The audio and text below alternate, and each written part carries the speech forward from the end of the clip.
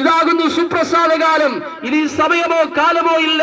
തെരുവീഴുത്തുകളിലും തെരുക്കോണുകളിലും ഇങ്ങനെ ഉച്ചഭാഷകളുള്ള ശബ്ദം കേൾക്കാനില്ലാത്ത ഒരു ഇരുണ്ട കാലഘട്ടം മനുഷ്യനും കടന്നു വരുന്നതിന് മുമ്പേ യേശുക്രിസ്തുവിനെ രക്ഷകനും കർത്താവുമായി സ്വീകരിച്ച് നിത്യത സ്വായത്തമാക്കുവാൻ ഈ സന്ദേശത്തിലൂടെ ഞങ്ങൾ നിങ്ങളോട് ആഹ്വാനം ചെയ്യുകയാണ്. ഇവിടെ ഞാൻ പ്രസംഗിക്കുന്നത് ലോകരക്ഷിതാവായ യേശുക്രിസ്തുവിനെ കുറിച്ചാണ്.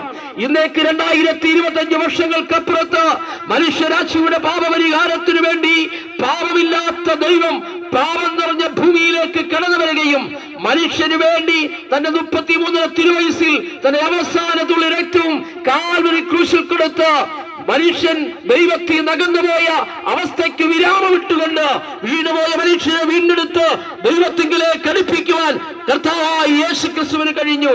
അതുകൊണ്ട് യേശു പിതാവിന് ഇഷ്ടം ചെയ്തതുകൊണ്ട് പിതാവായ ദൈവം പറയുന്നു, ഞാൻ അവന് സകല നാമത്തിനും മേലായ നാമം കൊടുത്തിരിക്കുന്നു.